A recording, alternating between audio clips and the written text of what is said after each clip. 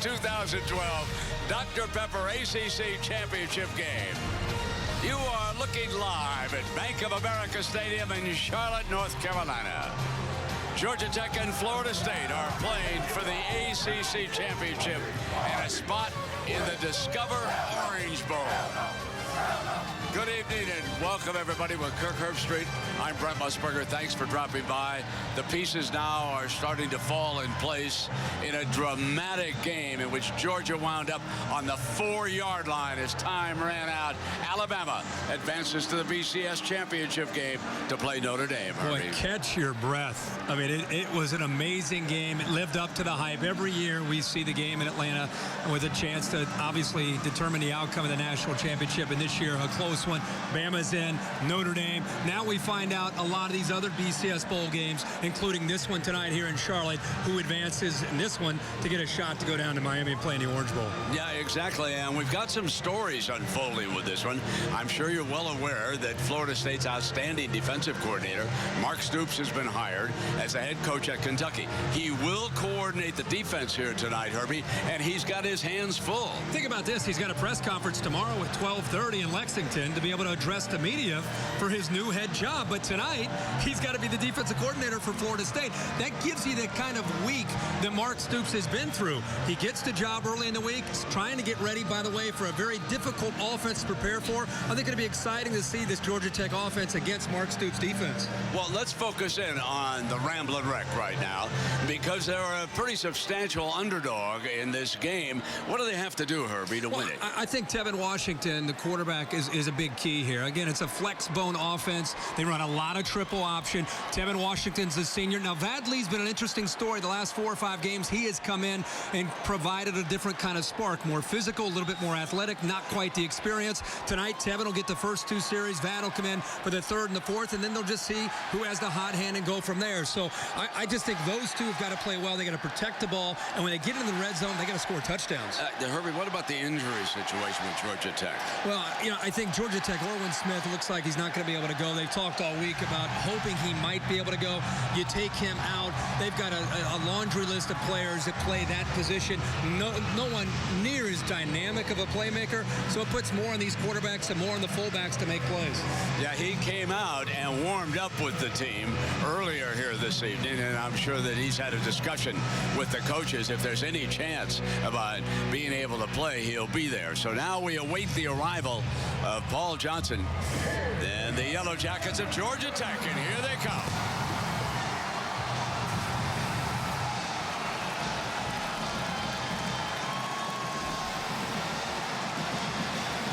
The Florida State Seminoles.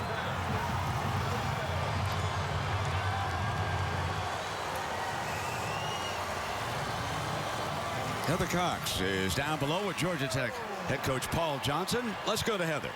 Brent, thanks so much. Coach, with a BCS bowl berth on the line, what's your message been to your team about really taking advantage of this opportunity? Well, it's a great opportunity. We need to come in and play up to our capability and leave it all on the field and see what happens. One of your top running backs, Orwin Smith, hasn't practiced for the last 2 weeks. Did warm up. What's your plan for him in the offense? He's not going to play. All right, Coach, thank you. So look for B.J. Bostic tonight, Brent. All right, we will indeed. And as Herbie told you, they have a lot of depth at that position. And they're on the other side, Jimbo Fisher in his 3rd season as the Florida State head coach. Herbie, how will the fact that both of them lost rather conclusively to rivals affect tonight's game? Georgia Tech was beaten by Georgia, and Florida State lost to the Gators of Florida. Yeah, Brent, I think that is a great point. You wonder how it affects the energy, the week of practice that they had. I think it maybe hurts Florida State a little bit more than Georgia Tech. I really wonder what Florida State's mindset will be. Let's face it, this doesn't quite have the buzz that the ACC was hoping for when they put this format together. You can feel it, any watching at home, sitting in the booth, out on the field. I want to see what kind of maturity Florida State can play with tonight after losing to Florida and coming into this kind of environment. I think it's an edge to Georgia Tech psychologically coming into the game. Jamal Golden, wearing number 4, will walk back toward the end zone. Dustin Hopkins, who's a story for the Noles, will put the ball on the tee at the 35-yard line.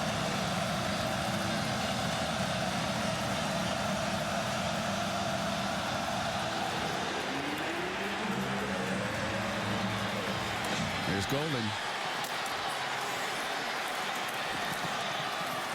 Picks his way out to about the 23-yard line, where we will take our first look at the fifth-year senior.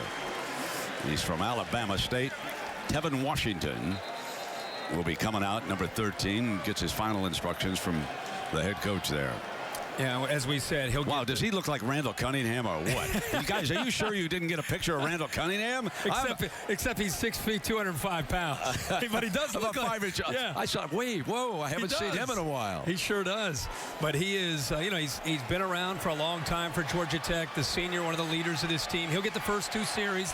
See how he can do. And again, the challenge for this Florida State defense, looks like Moody was a little bit dinged up there on the kickoff coverage. But the challenge here for Florida State is assignment football against this flex bone. So imagine, as a defense, you've played a certain style your whole life. And tonight, Mark Stoops has tried to get you ready to play assignment football. That's the challenge every week when you face Georgia Tech. And on first down, Washington in trouble as he throws the ball out of bounds. It'll be 2nd down and 10. Lasky, I think, complaining that he was pushed over there. Well, they got some pressure. That's one thing Florida State is good at. You open up with a play-action pass. Everett Dawkins that time took advantage of that play taking some time to develop, and Dawkins fought his way through to get the push through the middle. That'll be something that's very important tonight for the Noles defense, a presence in the middle of that defense. 2nd down and 10. Washington pitching. And the Noles were ready for that assignment, Herbie. They had no trouble with B.J. Bostic that time. Nick Wasom came up to make the stop. Wasom was there, and Mark Stoops telling me on the field before the game, if you want to keep an eye on somebody, watch our Mike linebacker, Vince Williams and Telvin Smith, 11 and 22. They're going to have to make a ton of plays coming from the inside to the outside against the option. David Sims checks in as B-back, and Robert Godhigh will be the A-back, or the pitch man in the Georgia Tech system. On 3rd down and 10, Washington in trouble, steps away from it, fires far side, incomplete. Tevin Washington would tell you, Brent, this is what he has to avoid tonight, is 3rd and long. That's 3rd and 10. And they actually moved the pocket to get away from the pressure. Pretty good effort that time to try to come up with the catch. But Florida State, great coverage downfield. So Sean Poole back to punt. Speaking of Florida, Sean is from where the Noles are from. He's out of Tallahassee, Florida. He's a junior, Lawton Childs High School. Not a good punt. Great field position for E.J. Manuel and the Noles, and so right away it is 3 and out. A bad punt, and here comes the senior from Virginia Beach, Florida, and he is 6'5", 240 pounds. Here comes E.J. Manuel. And Brent, he has had a good year, not a great year. Last week struggled with 3 interceptions and a fumble. I think looking to have a bounce-back week with the Orange Bowl on the line. He's a senior. It's a chance to win a championship. It'd be interesting to see how he comes out. They want to run the ball to set up play action. So after that 20-yard punt, E.J. drops it off underneath to Lonnie Pryor, and Pryor goes to the 21-yard line.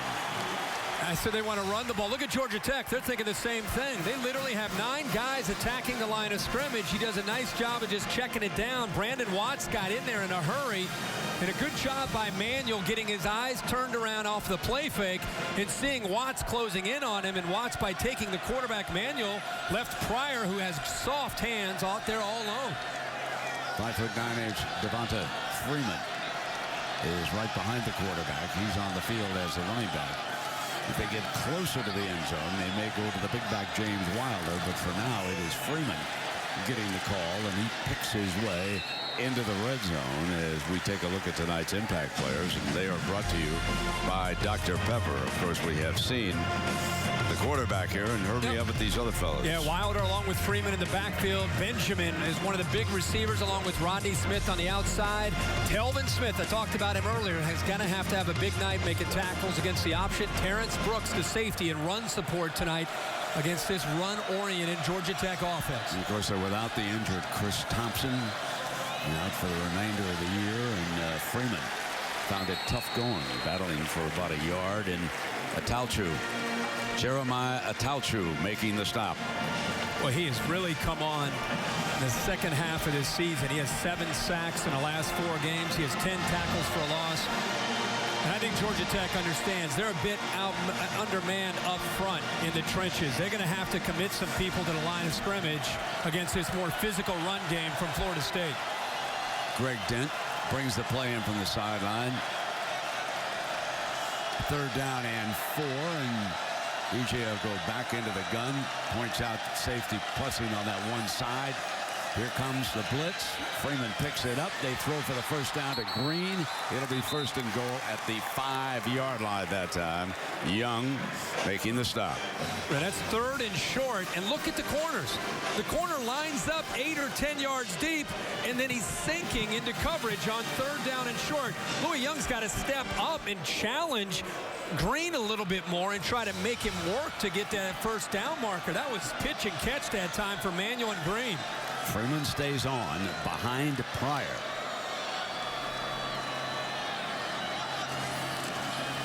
Here comes Freeman.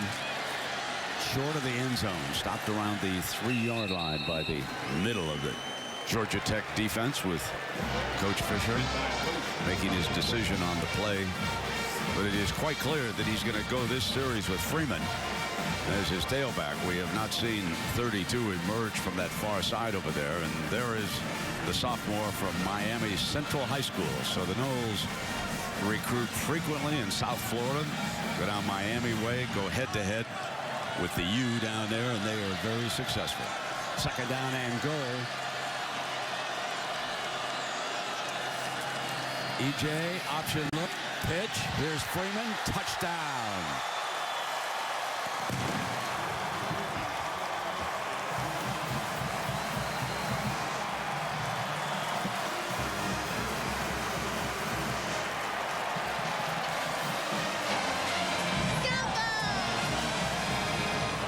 Well, 6 points closer, Herbie, to the Discover Orange Bowl. That's right. And we just talked about what kind of mindset would Florida State have coming into this game after a tough loss to Florida. Defense came out, got a 3-and-out. Offense gets good field position, drives down in 6 plays, puts a touchdown up on the board. Hopkins is now 59 of 60, kicking extra points this season.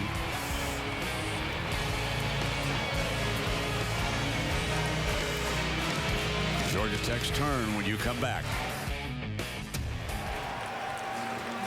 Florida State leads the all-time series over Georgia Tech, but the Noles are looking to snap a 2-game losing streak to the Yellowjackets. And Georgia Tech posted wins in 2008 in Atlanta and then in Tallahassee, 49-44 in a great game back in 2009, which was the last time. Jimbo Fisher, head coach for the first time against Georgia Tech, and Hopkins will kick it away again, and Golden back deep. So come out on the 20-yard line. And so working his way around is Robert Godhigh. We'll take a look at some of the impact players, because I think you can see right now that Georgia Tech is moving this football. Yeah, Vad Lee will come in the next series, and we'll see if between he and Tevin Washington who they end up selecting. David Sims, I think he's a vital part of the offense. They've got to establish him and open it up. And then on the defense, we've already seen a couple of their players and how important it is to be able to get pressure on E.J. Manuel. You know who that German flag was for on your monitor? Bjorn Werner, that defensive end, the All-America number 95. This is the first time that Werner has ever looked at an attack like this. And Mario Edwards, the freshman, was kidding him. He said, I know all about this. I used to look at it every week in high school down there. So here's Werner. He said, I came from Berlin to do this. What's going on? There's the German Federation flag, of course, over there. You know what he's saying? He's watch the knees. I'm thinking about Absolutely. the NFL. No watch question. the chop blocks, There's fellas. no question. All kidding aside. When you go against this. Watch the knees. 3rd down and 5. Lee is in trouble and goes down. Timmy Jernigan, nose man Lake City, Florida. Remember we talked about watch the knees? Watch Morgan Bailey. This gives you an idea what Warner's facing today. I'm going to block. I'm going underneath. Now the fullback. I'm going for the knees. I mean, we just talked about what Warner's thinking about. I didn't come to Florida State to have my knees. You know what he's thinking? Maybe I made a mistake giving up soccer. Exactly. Oh, he's a dandy. He has really played well. Kenny Shaw back deep now. Rashad Green is also. They send a couple of safeties back now on this punt by Sean Poole.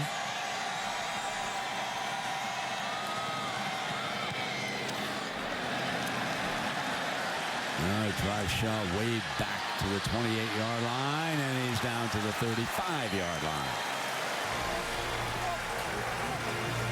7-0. Knowles with the lead. Jamal Golden gets down and makes that tackle. James Wilder checks in for the first time here tonight. They swing him out. And EJ working with O'Leary in the middle of the field. Picking up about 7 yards here on first down. You know, balance has been a big part of Florida State's attack all year. And so far, Jimbo Fisher has called 13 plays and 7 runs, 6 passes, 40 yards rushing, 46 passing. And their goal tonight is mainly to rely on their ability to run, but doing enough in the passing game. And if they can get some one-on-one matchups on the outside, trying to win those battles. Freeman rehearsing a little ball security over there on that far side, we note. 2nd down and 4 after the completion. And here comes the running Pryor, the big tough fullback. Just a little short, I believe, of that first down. EJ Manuel, by the way, has completed 4 of 6 here tonight for 46 yards. Jeremiah Tauchu gets through there. It's their best defensive player. He gets off of his block. He's there to make the play. Right there, if he makes that play, that's the difference in 7 or 8 yards. Instead, Pryor comes off of it and is able to turn the corner.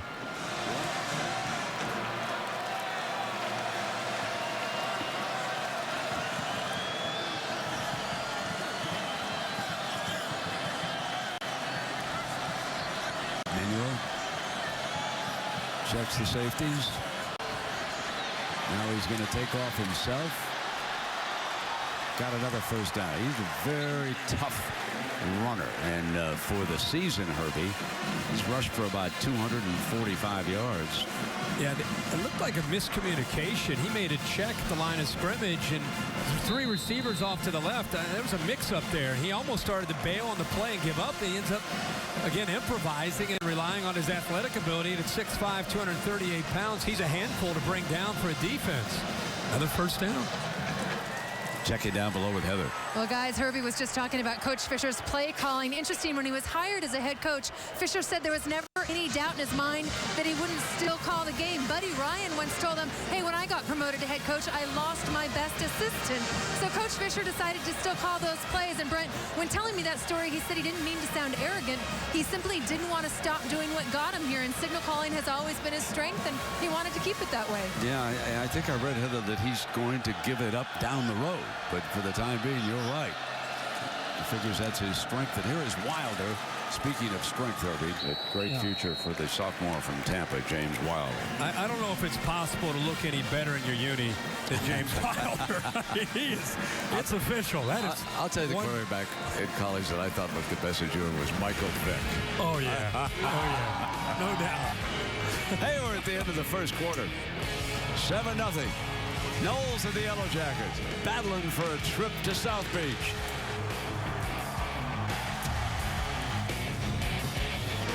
$7-0 as we start the second quarter. Florida State with the ball and moved again into Georgia Tech territory. This will be a 2nd down in the first play of the second quarter. Need 4. They're across the Yellowjackets 40-yard line. Quick throw to the outside and cannot get the first down. Jared Haggins was the receiver. He's a junior from Lakeland High School, Florida. Just a great play by Jamia Thomas that time. What Georgia Tech is facing is a numbers game. When Florida State's offense is spreading them out, they have to make a decision to either align themselves where they're still committed to the run or out to the pass. That time they committed to the run. It was a quick pass outside, and Thomas did a heck of a job one-on-one in the perimeter. option. Keep it all the way is Manuel. 25, 20, and out of bounds, close to the 15-yard line.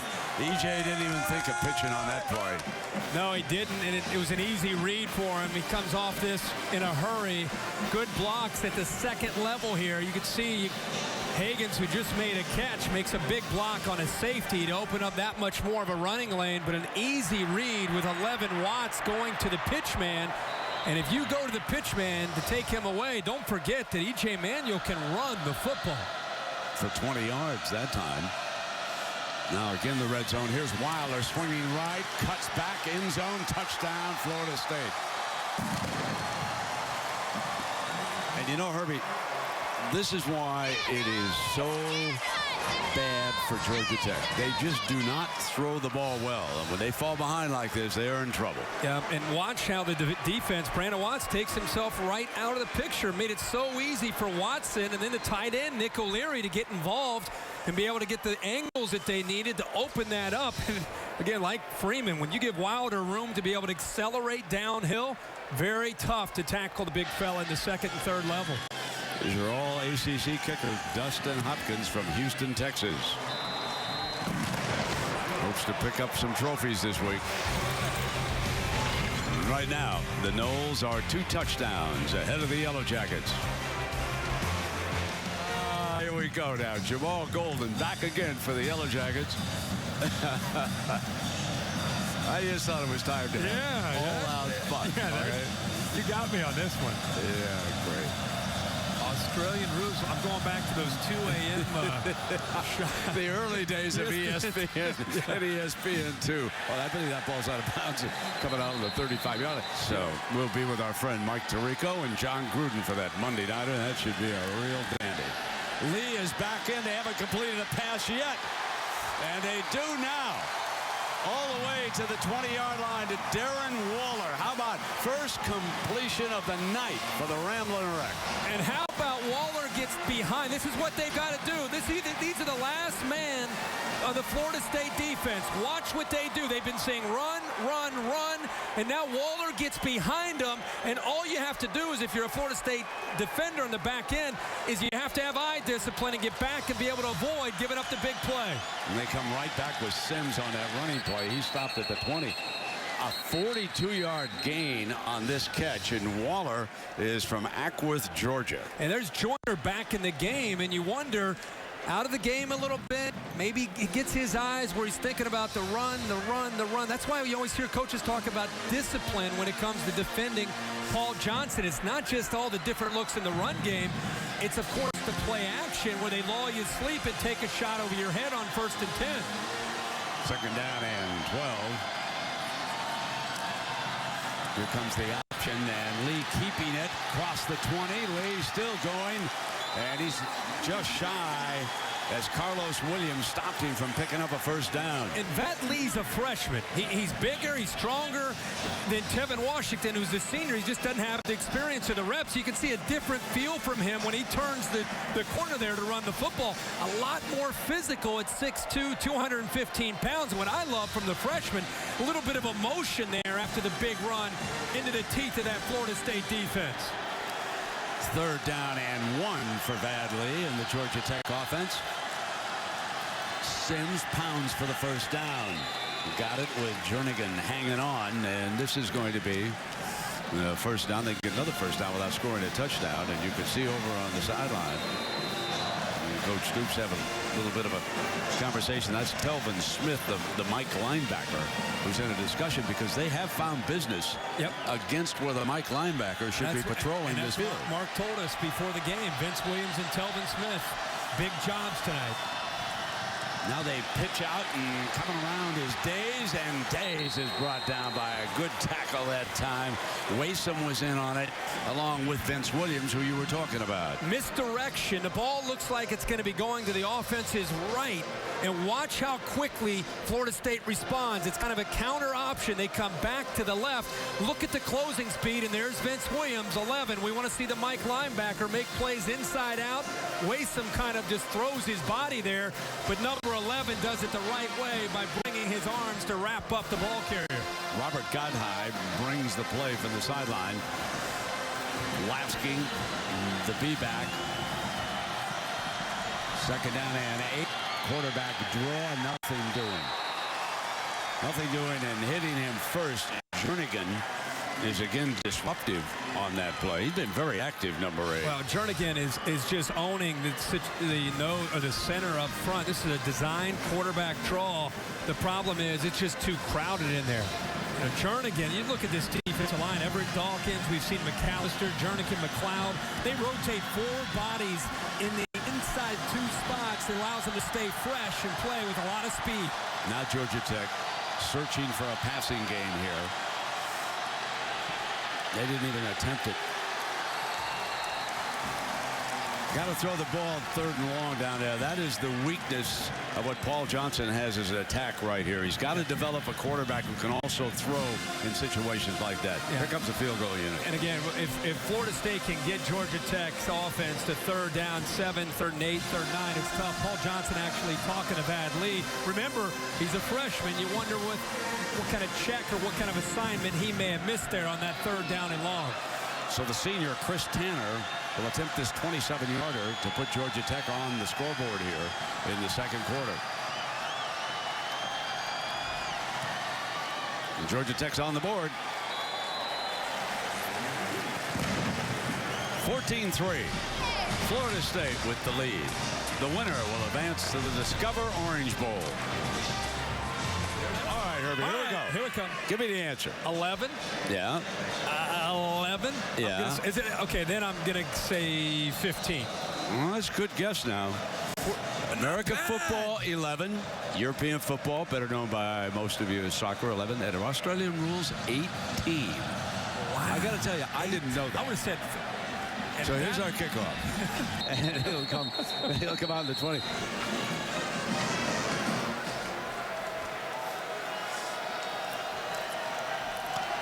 Alabama man, very happy Reese Davis tonight. Oh. Hey, Herbie, I thought that was Calvin Klein. Isn't that what your colleagues? No doubt. There's a throw now to Rodney Smith, and let's check it down below with Heather. Thanks so much. A very familiar face to Seminole fans. Chris Thompson, who fractured his vertebrae a year ago and tore his ACL about a month ago, so just received the Brian Piccolo Courage Award. And less than a month into rehab, how are you progressing with that knee? Well, I'm progressing pretty fast. Everybody's been telling me I'm ahead of schedule, to the point that the doctor that did my surgery has been telling the trainers to slow down with me. So, you know, it was a tough thing to deal with, but I'm feeling pretty good about it just because of the way I'm progressing. Certainly good news. Now, with all that you've been through and all the courage that you've demonstrated in your comebacks, what kind of perspective have you gained throughout this process? Enjoy life. You know, I tell the guys all the time, my sophomore running backs, I just let them know, you know, enjoy this time. Enjoy every play you're out there, because you never know what's going to happen. And we see guys go out all the time. So I just tell them, you know, enjoy every play, enjoy every day. And that's pretty much the mindset I've been going along with. And you've certainly been a leader to this team. What have you been able to tell your teammates on the sideline, especially bouncing back from that Florida loss, to really keep them believing and confident tonight? Oh, I just try to tell them, you know, it's one game. And we got a lot to play for right now. We have a lot to play for in our bowl game. So, you know, just it happens. Losing happens. It's no way to pretty much avoid it. So we got a lot of young guys that it really affects, and you know, just trying to help them keep a positive mindset about it. And they do a pretty good job at it now that most of the guys been playing for a while. So, you know, they've been keeping a pretty good mindset about it. Well, Chris, your courage and inspiration are certainly impressive, and we wish you the speediest of recoveries. And guys, he actually petitioned for paperwork and might play again next year. We'll see. Oh, that will be something. What a wonderful attitude he has. Wasn't that something to hear? He's such a great leader. You and I saw that along with Heather and our crew when we got into Florida State early in the year again when they played Clemson. Dead ball, personal foul, unnecessary roughness, number 18 on the defense, 15 yards from the run, first down. What a great example as well for the Freeman and Wilder. And here's Manuel on an option play. Again, picking up huge yards. A good block there. And Dent actually blocks Milton into E.J. Manuel. But you could see because he extended his arms, that's what the call was for. Milton actually is in for Jamia Thomas, who went out during that interview with Heather and Chris Thompson. 7:20 left in the first half. One of the things when you do a Georgia Tech game, the clock moves along. Sure because does. of all the running they do. Getting back with Wilder, powerful into the red zone. But the big boys up front. Watch the push you're going to see up front here. And the nose guard, T.J. Barnes, watch him just get moved out of there. I mean, he's on skates. He's just pushed out. Looked like Matthias actually lined up there and got the push. But the offensive line from Florida State controlling things up front. They are really getting good blocking out of Nick O'Leary. This drive, they have just been pounding away up front. E.J. Manuel tonight, 3 carries and 42 yards. He's been able to get to the perimeter himself on a couple option runs.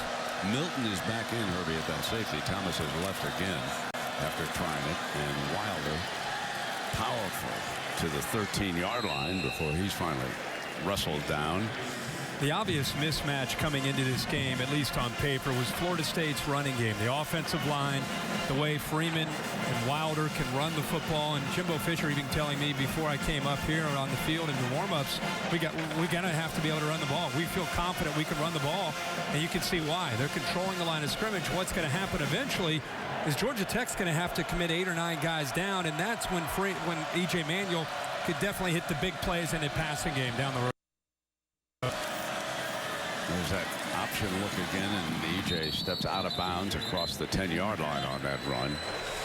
EJ is 6'5" and 240, and he's a load. You might recall if you were watching the Florida game last week, he took a very heavy blow to the helmet, fumbled on the play. It was a very critical moment in the football game. I happen to have thought, watching that head-to-head should have been called on that play. I thought it was sort of an illegal blow. I know it was inadvertent on the part of the linebacker, but I thought a penalty should have been called. It's good to see that he's back in here playing, and it was not serious. You can see the 4 turnovers, which eventually cost him the football game. 2nd and 6. And they hand off, and look at Wilder. All the way to the 1-yard line. Powerful, just like 6'2", 226 pounds. And I think he and Freeman, looking at 2 sophomores who have stepped in for Chris Thompson. Think about the future of Jimbo Fisher's offense. It's going to be built around these 2. And they're a little bit different what they bring as far as their running style. But the great thing about having 2 of them, and you see a lot of teams that run the football in the NFL and college, when you have 2 backs, it can be dangerous for defenses to deal with. Wilder behind Pryor. And they give it to him, and he scores the Noles' 3rd touchdown of this game. A little bit closer to that appointment in Miami. See 70, Matthias pulling around. Watch the left guard lead you to the play. He's just going to pull around, and he's pretty physical when he gets around. Picks up a nice block to finish it off and open up that hole. Gives that play right there. It gives you an idea what that entire drive was about for Florida State.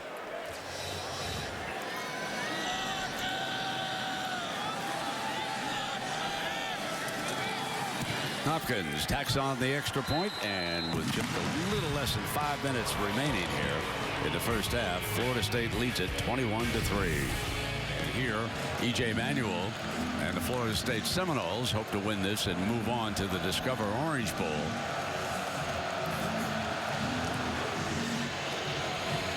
Golden is going to try it, coming out. Alley 20, 25. Out beyond the 30. All right, Reese, and here we see that Washington has returned as the quarterback, and of course they make the selection after both the youngsters have a couple of series. You don't suppose that Bo Pelini is losing himself at that running game working, do you, down there?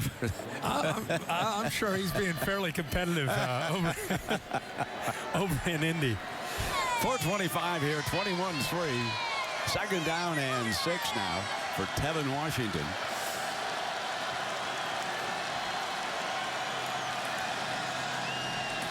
Sims Sims has been the most effective runner, and I go back to what Herbie said. It is so unusual with this style of attack that the Noles are still trying to adjust to him, coming right at him off that look. Yeah, and Sims is finally getting healthy. He's 6 feet, about 225 pounds.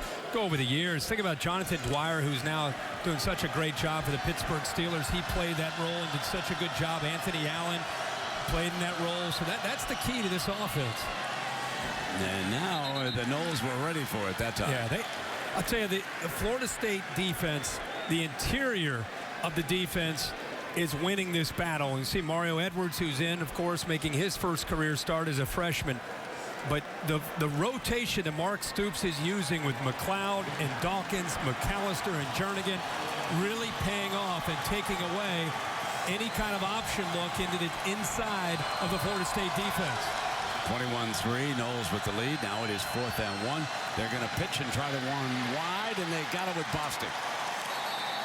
So the defense was looking for Sims to come at him up the middle, and they go wide with the A-back. Watch 25 got high with a nice block against the corner Rhodes. That was the key block. I mean, they just went to the perimeter in a hurry. Get to the edge of the defense as fast as you can, and the key block was got high, taking Rhodes out. Forced him back inside, but because of the block, he had plenty of room to pick up the first down. And a good decision by Coach Johnson. Don't you think? Down 21-3. He's got to try to get something going. Now Washington scrambles away. Got another first down before he steps out of bounds on that far side. But the senior, Tevin Washington, did an outstanding job. And you just said it, senior. Forget about the record at 6-6. They're trying to win a conference. And who do you rely on? Your seniors. We got to make plays like this, and that's Carlos Williams right there trying to make a play in the open field, and Washington's able to show some strength in his own right, shakes off that and picks up another 10 or 12 yards. 20-yard gain on that play. The first time he's kept the ball and run with it. They now come back with that toss play, coming wide, this time with Zenon. Tony Zenon was the ball carrier. Christian Jones tracks him down. So just when the Noles think they're going to come right at him, they start going wide with the A-backs. And it's hard to get to the outside against teams with the speed of Florida State. I mean, I like it as a changeup. I think it's good if they're pinching everything and taking away the interior of your attack. Mix in a little bit of the run to the outside, but I'll tell you, with the way these linebackers and safeties run, you're not going to be able to make a living running to the outside. 2nd down and 9, and there comes the pitch again, and look at that, trying to go wide at number 11, Vince Williams, the Mike linebacker, all over it. Boys, you just cannot get to the outside. Watch Christian Jones, number 7, to the far left. Watch him get off his block. Think about the size of Jones and the way he's able to play. 6'4", 235 pounds, quick as a cat. Comes out there, makes the quarterback pitch. You got 2 defenders out there waiting on the back. Defense.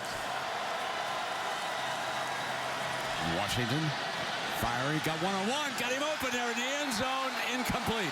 They said he was out of bounds over there. It was close. Instant replay will take a look at it. Jeff Green was the target. It was real close, I thought.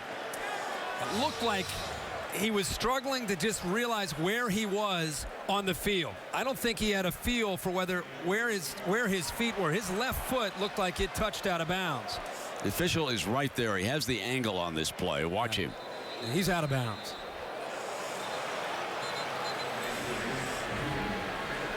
And now David Scully will attempt this field goal. Remember, earlier it was Chris Tanner.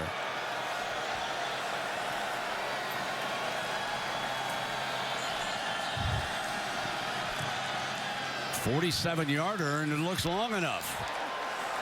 He's got it. So David Scully adds Georgia Tech's 2nd field goal.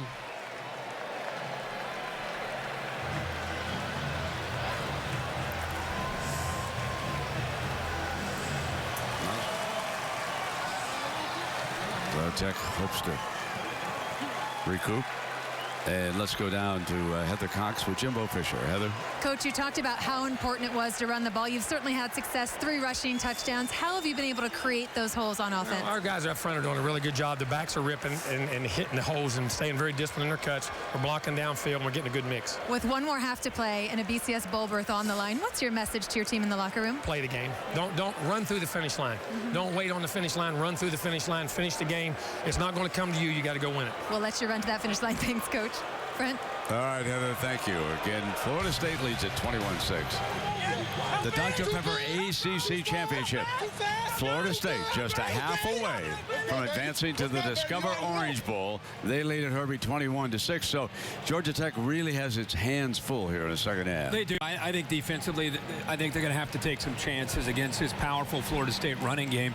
Jimbo Fisher's made it pretty clear. We're going to control the line of scrimmage, run these talented backs, take some chances occasionally in the pass game. If I'm Georgia Tech, load up the box, and then give Vadley, I think, a chance on offense. I think Vadley's the future. He's a freshman. Give him a chance to run and throw. He's a dynamic player. Just doesn't quite have the experience that Tevin Washington, but I think he may give him a shot here in the second half. Let us see if they can get it back in this game.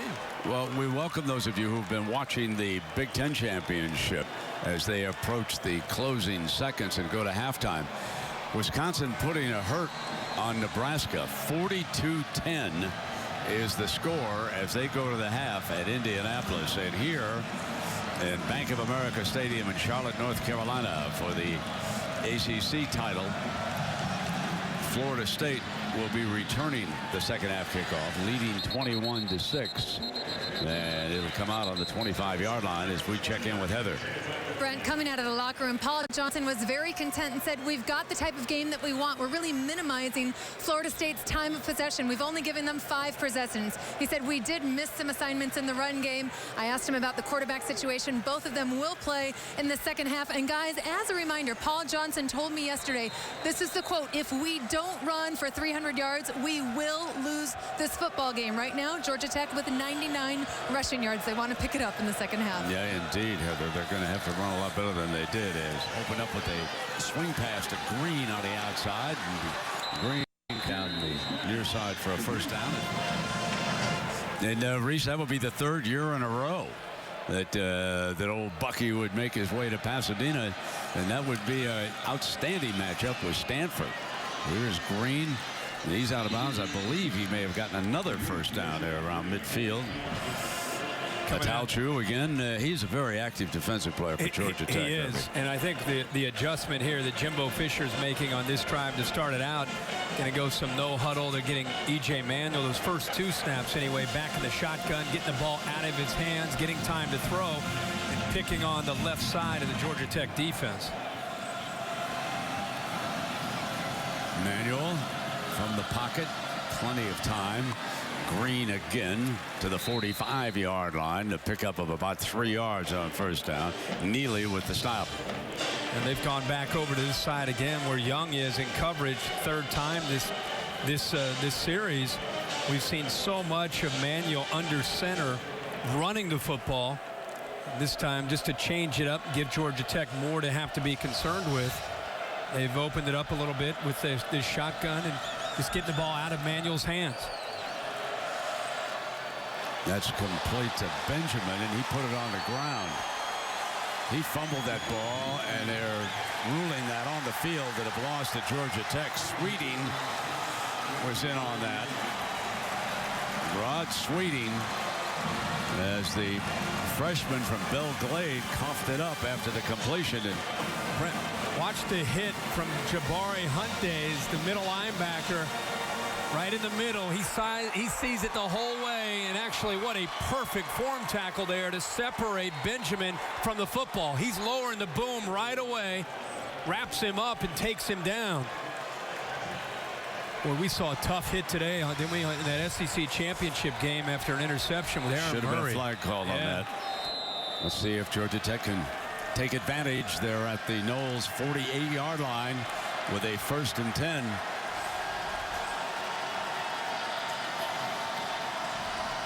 Throwing it back.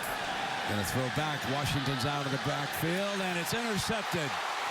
Picked off by Rhodes.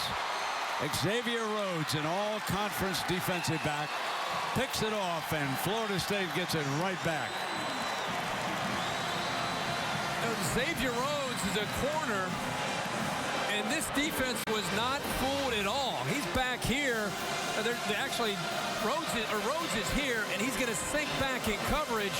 Watch how he just waits at home. Just waits for the play to develop. And I don't know if Days showed that a little bit prematurely, but Florida State's defense wasn't fooled at all. Rhodes right there. He's seeing the play develop. And then he has the presence of mind to feel the quarterback maybe. And how about Carlos Williams, the safety, who is also running with Washington? First down and long after the penalty here, and Manuel on the roll. And it will be second down and long. He's late with the football there, and he knows it. Rolling out, he's already too late. I mean, he's running out of real estate for himself and also for his receivers who are waiting for the football. See where the hash mark is back there. Should have actually thrown that 5 or maybe 4 or 5 steps before he ended up releasing the football.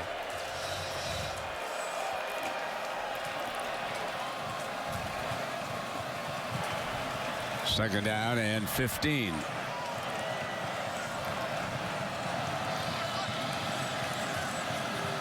Offensive line starts to break down, and Manuel slips, goes down, but there was pressure being brought by a Talchu. I think number 45 has been the best defensive player on the field for Georgia Tech. He is their guy. What a move there. He gets busted there by 2 Florida State players, Irving and also Nick O'Leary, the tight end, who's trying to get out for a pass, just gives him a bump. He goes down, but how about the balanced athletic ability that time to get back up and force C.J. Manuel to get a little uncomfortable in the pocket. Great play by big number 45. Third and a whole bunch here. They run Wilder on 3rd and 25, and he gets back to the original line of scrimmage. On 3rd and 25, you're going to take a draw play. That's why you want to see him run it. Wilder didn't hesitate at all. He just picked up as many yards as he could. Picked up 15 yards just like that. Kason Beatty, the end of punt. And he's a young man from Olympic High School right here in Charlotte. Jamal Golden back deep.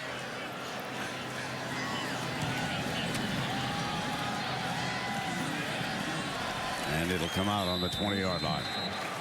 21-6. Florida State leading in the Dr. Pepper ACC Championship. And here is 21-6. Florida State leading the Dr. Pepper ACC Championship as you take a look at skyline here in Charlotte, North Carolina. So first down and 10.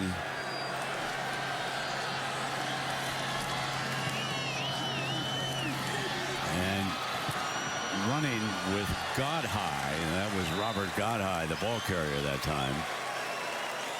You got to get some good blocks out by your receivers in this kind of offense. Good read by Washington. A little hesitant, but he ends up pitching it off of Werner. You can see it's a pretty good effort by Godhigh, Brent, because the other A-backs and the receivers are trying to sustain their blocks as long as they can, but it's tough. It's tough to do against the speed of this defense.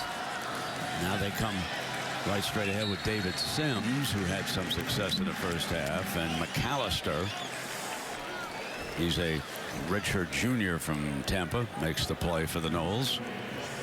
I think that, again, I said it earlier, I think that the interior of this defense has had a lot to do with freeing up Vince Williams and Telvin Smith and the rest of these linebackers. First down with Georgia Tech. They come right up behind Jay Finch, their fine center that time. Jernigan making the stop for Florida State. Cannot say it enough. That is the biggest part of making this offense go. You can see they average over 300 yards a game, only 125 so far. We're into this second half, but you can get Sims going. Can open up the quarterback run and the pitch game. There they are. Sims exploding up the middle. doesn't think he was down. He thought he was on top of somebody, so he continued down to the 22-yard line. Brent, I don't think his knee touched. I'm with you. I think he landed on the Florida State defender, and I don't think his knee ever touched. Carlos Williams is there on the bottom of it. His elbow, maybe. His elbow looks like it did, and his head, and his everything else. So he's pretty good effort, though. I was looking. See if they can keep trying to establish this run game. This is where they can, a lot of times, this is where you can get your play action pass once you start getting that fullback going. Second down and 1. They pound right straight ahead. Lasky, you mentioned Lasky, he's a sophomore, and he picked it up. See, now we talked about don't wait till third down, and if anybody knows, it's Paul Johnson. It's just every defense defends Paul Johnson knows that at some point he's going to come and take a shot and try to lull you to sleep with your safeties. He did it earlier, and by running the ball, that's the challenge now for Mark Stoops. Washington keeps it, pitches around to Godhigh, another first down. Very well executed by Tevin Washington here, Herbie. Boy, it sure is. And now you go to the outside. You've been running to the inside. You get the safeties and linebackers to respect that part. Telvin Smith takes a big hit to take the quarterback out. Watch the quarterback. This is what you deal with in this offense. Boom, you get knocked out, but you deliver the football. Let Telvin Smith talk trash. We pitch the ball, you're going down around the corner. At the 17-yard line with a first down and 10. Sims right behind Washington.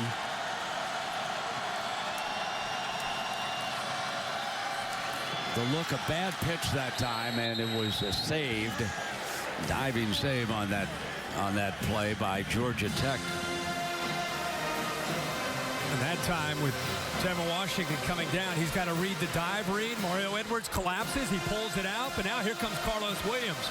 Mark Stoops that time collapsed down on his dive read, which forced him to pull it back out with Mario Edwards go to the next level. Because it happened so quickly, I think they may have caught Tevin Washington off guard there with the reads. And Deion Hill gets into the action with that carry. Second down and long. Washington, nothing doing that time. I mean, there was nothing going to happen on that play, even if he'd have pitched it to Godhigh. Well, it's too slow developing, and you're going to get a good look here at Mario Edwards, who's going to be a future star. Watch him at defensive end, number 15. Fights off of the tackle. He's got David Sims, and he eventually gets in there to help out. He's a superstar in the making. Of course, he's playing tonight with the injury to Tank Carradine. He has a great future. #1 rated defensive end coming out of high school. Washington back, fires, got a man open, and he overthrew him. He was looking at Godhigh for the touchdown that would have pulled Georgia Tech back into this, and he overthrew him. Watch the inside move. He sets him up. He goes to the outside. He gets Xavier Rhodes kind of sinking back, and then he cuts back to the inside right at the line of scrimmage. He beat one of the top corners in the country. He's 3 steps he has on him, but Tevin Washington did not put enough air under it to give Godhigh a chance to run underneath that for a huge touchdown. So Chris Tanner made one from the 27-yard line. Now he'll try a 36-yarder.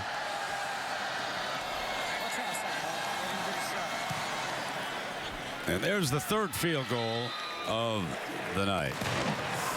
That last drive was a big drive. You and I think both were sensing the same thing. 21-6, starting to get late in this game. Starting to move the football on the ground. They had a chance there, but Florida State's defense made the plays, and they caught a break there on that third down pass where Tevin Washington wasn't quite able to connect on the touchdown. Yeah, that would have put him right back in the thick of things here, Herbie. And David Scully will kick it off. It's going to be fielded at the 10 by Joyner. And Joyner is still going out to the 30-yard line. Good. First down and 10. E.J. Manuel running the option. There's the pitch to Freeman. Got daylight on that side. 45 on a cutback. Good lead block that time, and he's across midfield. Johnson finally makes the stop. Here's speed option from E.J. Manuel. He's showing that he can run the option as well. He's been doing it a lot tonight. And then Lonnie Pryor, outstanding job of maintaining his block downfield. Love Lonnie Pryor. I've said that for 3 years. This guy's a converted tailback. He's gone to fullback, put on a little bit of weight, unselfish. They get him the ball when they can, but more often than not, he's got to pick up blocks. Good job of executing by Manuel, and a great block downfield that time by Lonnie Pryor. Which led to a 21-yard gain.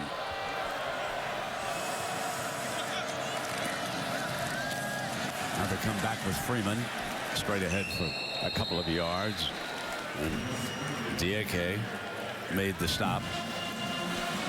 I think Jimbo Fisher sensing that, hey, 21-9, getting ready to go into the fourth quarter. Let's get E.J. Manuel back under center and get back to doing what we were doing well in the first half, and that's pounding people up front and getting these tailbacks and Manuel involved in the running game. We got a timeout as we come to the end of the third quarter. And now Florida State leading 21-9, 15 minutes away from a Dr. Pepper ACC Championship. Second down and 8 for E.J. Manuel. Freeman is his running back to the left. Spreads the field with 4 receivers. Going to put it up. Coming in underneath to Green, and Green breaks for a first down to the 35-yard line. Stop made by Milton. He comes off from the right here, and look at the opening in the middle of the defense. Just nobody there. They're trying to bring some pressure from the outside, and their linebackers were cleared out. It's a good call by Jimbo Fisher, and a great read that time by Manuel to recognize where the hole in the defense was, and he put the ball right there.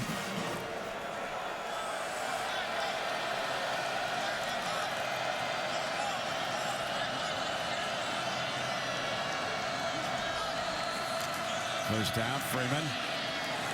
Cole opens on the right side, and he picks up 11 yards for another Florida State first down, and Thomas makes the stop. It's the 2 safeties very, very deep. Look how far back they are there. And if you win the battle at the line of scrimmage, look how far those safeties have to come before they can get involved in run support. Offensive line deals with what they need to deal with up front. They got up to the linebackers, and that freed up Freeman to eventually have a one-on-one battle there with Jamia Thomas. 3 wide.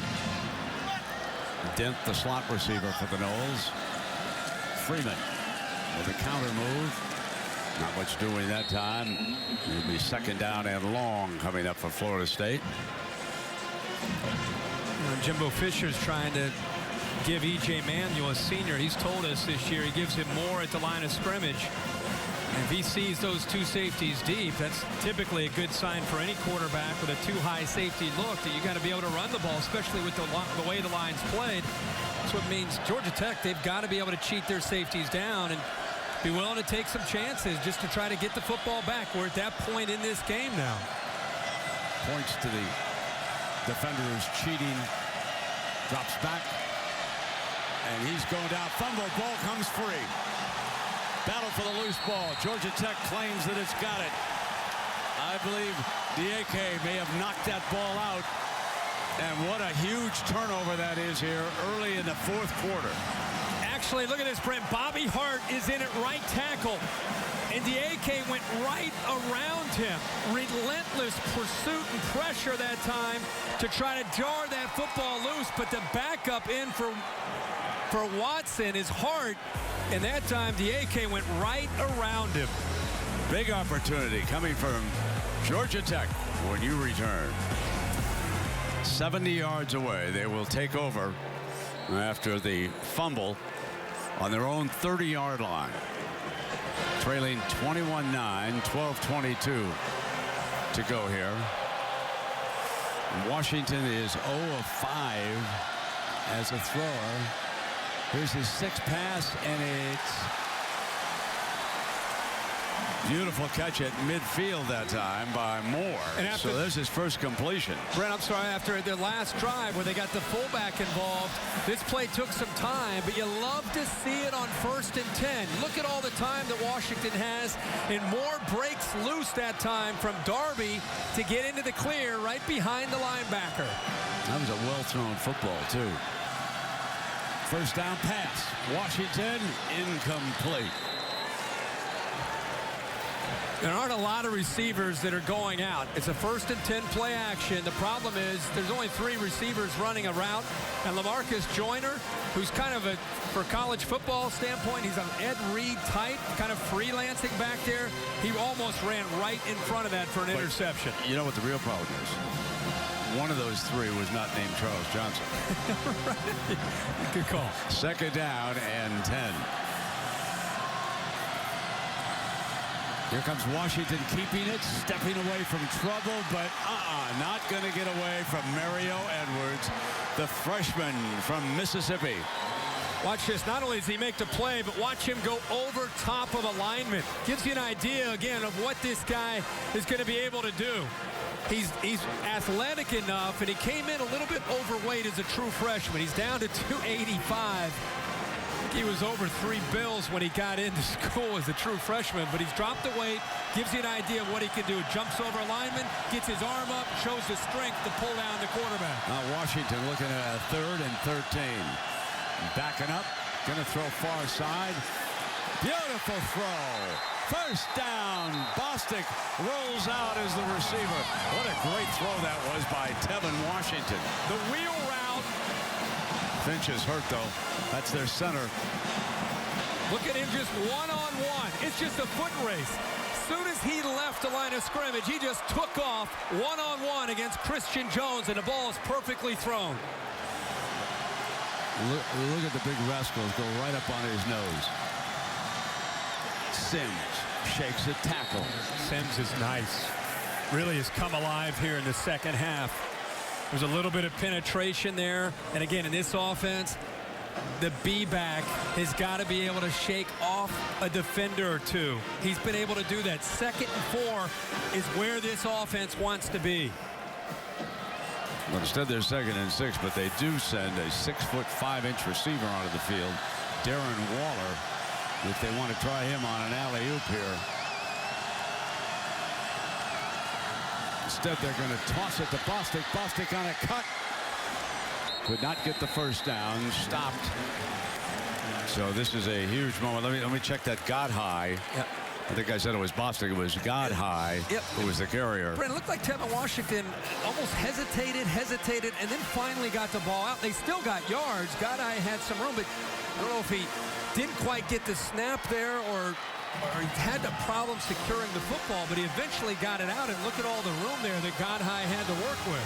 Remember now, they can get a first down without a touchdown. 3rd down and 2 to the first down marker.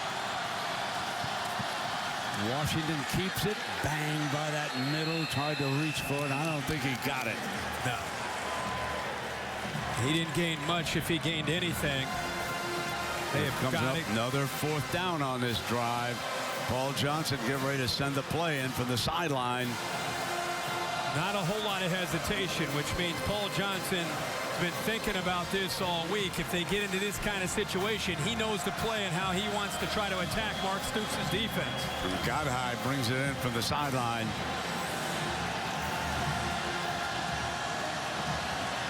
Seven minutes to go. Godhigh, the pitch man, got a block, got the first down. It's first down and goal. I don't know that some of the Noles realized that he could get the first down on that play. They were starting to celebrate because he didn't get to the end zone. Now you got a fresh set of downs. Look at the Florida State defense pinching in, anticipating that they might try to attack in the middle. They got the ball out to the outside in a hurry, and they had a couple blockers out there. 2-on-2. He gets what he needs, lowers the shoulder, and picks up that first down. Washington under center, behind the backup center. He keeps it. Touchdown, Georgia Tech. Their first touchdown of the night. How excited are these youngsters right now? They got themselves in the middle of a ball game.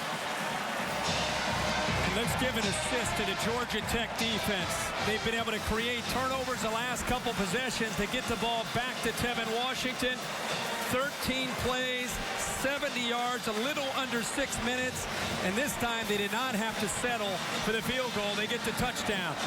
They're going to leave the regular personnel in and go for 2 here. Right now they are down by 6. Trying to edge even closer. Washington rolling right. Now he's going to keep it. I don't think he can get there. He did not. Carlos Williams said, You're still going to need a touchdown, whether they made this or they didn't. He tried to create and improvise. His receiver ran out of bounds. You see the official's hat thrown, so he had to try to run it in. Come on back. 21-15. We got a 6-point game in Charlotte. Well, to the winner goes the spoils here of the Dr. Pepper ACC Championship Game. There is the trophy, and Georgia Tech has given themselves a chance. With Kirk Herbstreit and Heather Cox, I'm Brent Musburger. Kansas State now beating up on Texas 28-17, and suddenly here in the ACC Championship, Georgia Tech has a chance. They hung in with field goals, forced a couple of turnovers here, and now LaMarcus Joyner and Carlos Williams will see what they can do with this kickoff. Joyner coming out for the Noles. And Joyner to the 25-yard line. Second down. EJ going to take off. Running for the first down. Out to the 38-39-yard line where it'll be spotted. Great play by Manuel. The snap alone is a little bit offset. He has to one-hand it, and then he recognizes he's got coverage downfield. He's got to make a play. Hunt Days, the middle linebacker, 32, just could not stay with the speed of Manuel. And tonight, E.J. Manuel's been more effective with his feet than his arm. He's got 8 carries and 67 yards. So first down and 10 after that 17-yard journey. Fifth-year senior from Virginia Beach. Keeping it all the way to the left, and he's cut off. This will be second down and long. 4:25 are being counted here. Front 7 is getting after it, and I think Jimbo Fisher, you go back to that game in Raleigh against North Carolina State in the second half, and E.J. Manuel and Florida State, they tell you they'd love to have that game back. I think they maybe coached and played not to lose in the second half. See if they learn from that with a 6-point lead here. You can play smart but still be aggressive at the same time. Second down, the safety read this play, came up to help out on court, and this is going to bring up a 3rd and long.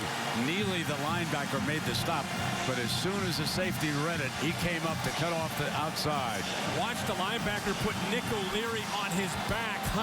Jamari Hunt Days takes the tight end, throws him on his back, and that allowed the rest of the defense's pursuit to eventually get there. Greg Dent brings the play in from the sideline. He's one of Jimbo Fisher's wide receivers. Remember, Bobby Hart is in down here at the right tackle spot to try to block the best pass rusher for Georgia Tech, Achalcho. The Tech fans are alive right now on this 3rd down. Manuel fires, got Green. First down across midfield. They brought the linebackers, as you said, Brent, to try to get pressure. The only problem is when it's picked up, it opens up the middle of that defense. He hit a big throw earlier tonight to Green in the exact same location. The middle of the defense opens up. Green beats his man to the inside. There's nobody left in the middle. And when you take a chance, Charles Kelly that time taking a chance, if you don't get to that quarterback, eventually a guy like Green's going to break free. And Green ran a great route. Cut with authority and kept on coming across. First down and 10. Here comes Wilder throwing for a loss. Did not get back to the line of scrimmage. And he is met on the right side of that defense.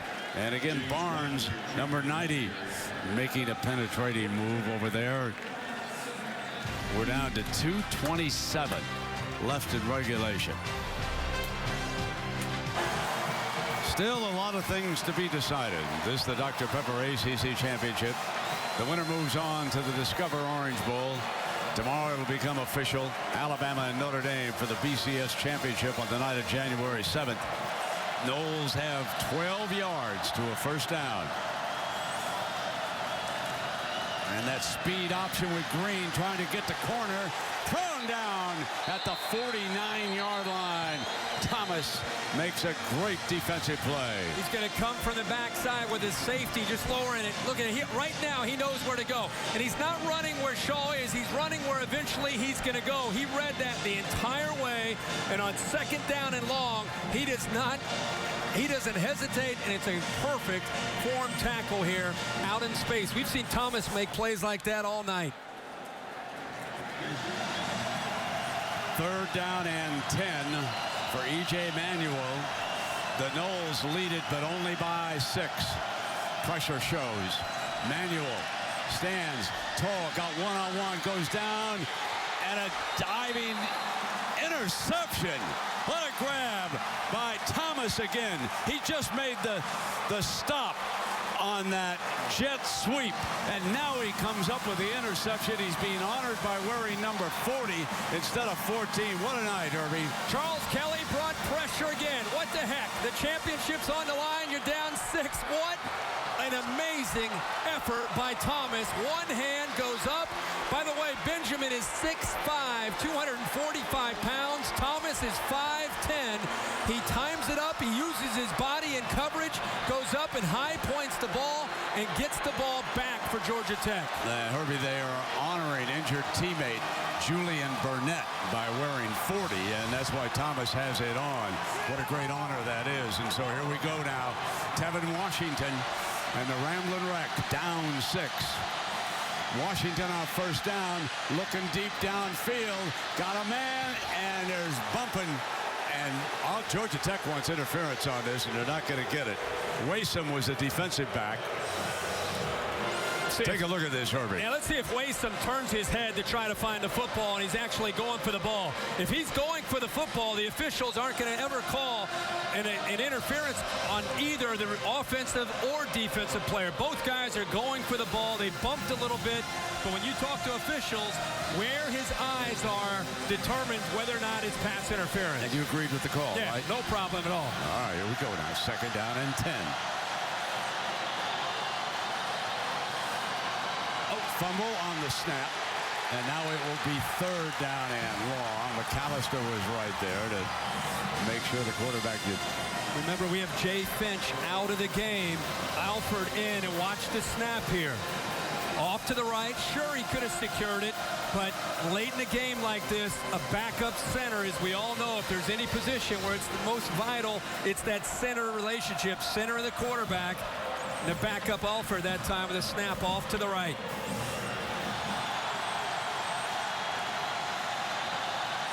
Third down and long. Washington steps away from pressure, fires far side, got it.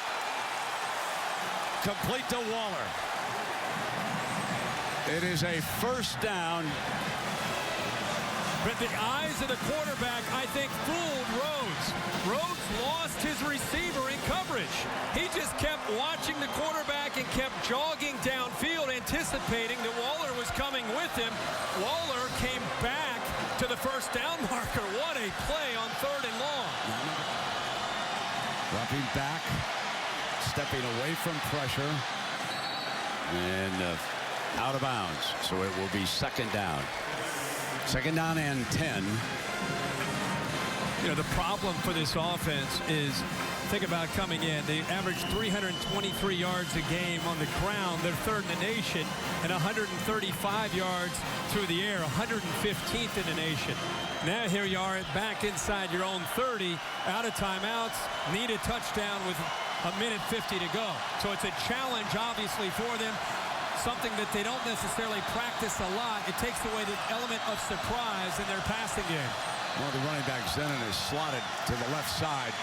Washington comes back underneath, and that was Bostic making the grab, and Williams with the stop, and just short of that first down. And he didn't get out of bounds, of course, so the clock will continue. Crossing route, one-on-one, ball's high, but he does a good job of adjusting. They got to get across the first down marker or get out of bounds to stop this clock. Picks up the low snap again. Going to fire it incomplete. And it has come down to 4th and 1 at 1:23 for Georgia Tech. A little thing, but the snap being low affects the timing. This is a quarterback that would love to just receive the ball in stride, be able to roll out. The ball's low. It affects his eyes and his read, and eventually he's late with the football. Paul Johnson yelling back out even after the conversation, the quick one that he had with Tevin Washington.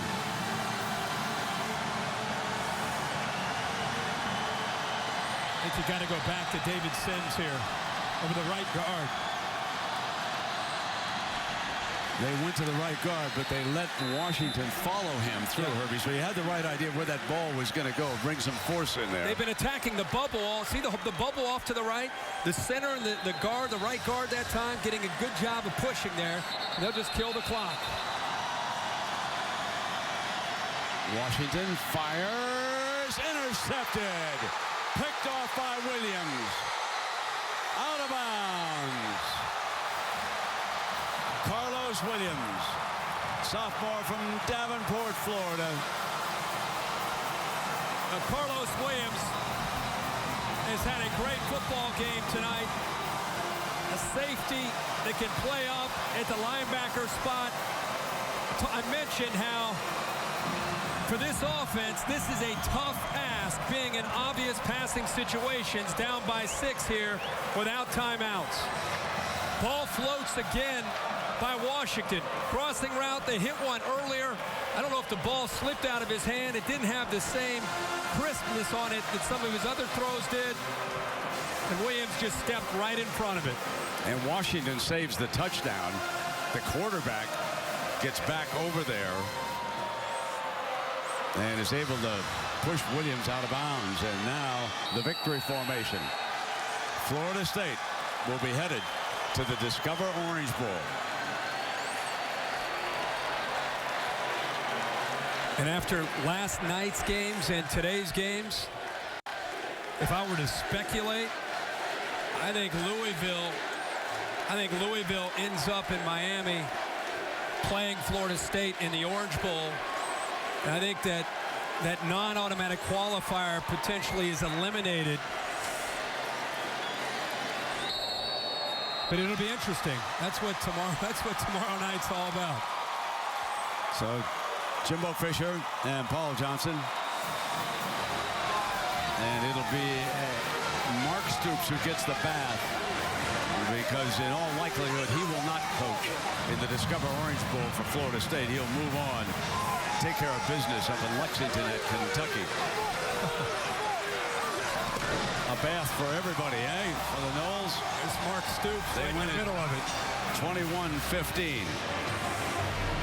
So SportsCenter's coming up next. They'll get you up to date on all the scores, highlights, top stories, that great SEC championship game, the reaction. Don't forget to watch the Discover Card BCS Selection Show Sunday night, 8:30 Eastern on ESPN. For Heather Cox and Kirk Herbstreit, I'm Brent Musburger saying so long from Charlotte. Now here's SportsCenter.